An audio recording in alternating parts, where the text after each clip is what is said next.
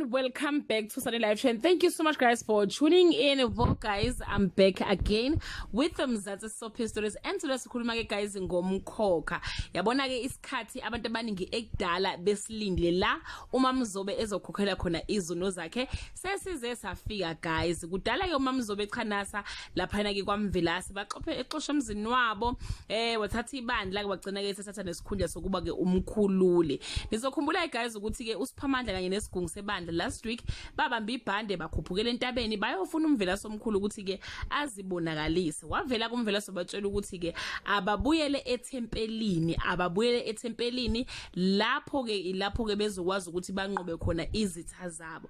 So guys ke mangabe sebebuya lapho ke entabeni ke mabebuyele ebandleni bafica ukuthi uMamzobe ke uselithathile ngempela ibandla usekuyena umkhululi ugcotshiwe. So ke guys usiphamandla ke uzophinda abuyele kuMvelase ayomnxusa ukuthi cha phela Umvelase ziveze sesikhathele ukudelelwa ke uMamzobe. Uzomcela ukuthi umoya wakhe ke uyibonakalise and guess what guys, kuzoqhamuka umlilo omkhulu ozovuthela ke uMamzobe kube emnyama phansi. Sekuyiso ke isikhathi sokuthi ke akhokhele izono zakhe uMamzobe.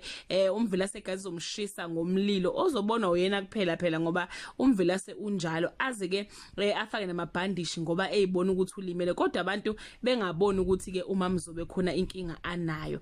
Mamzobe will be left alone, not even one person will want to associate themselves with her, especially after ke esebukuse ngogabsile kubantu.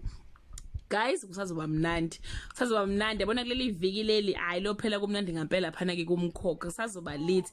Ngiyanazi ke nibuyele baba mniba baxokike ngiyanazi ke guys bese nithi hayi cha asafuni ngoMamzobe nkosami asafuni ngozobizo uzozathi chiyotsho sengivuthiwe uMamzobe laphana ke kumkhokha. So guys yeah, that brings us to the end of this video. Do leave your comment.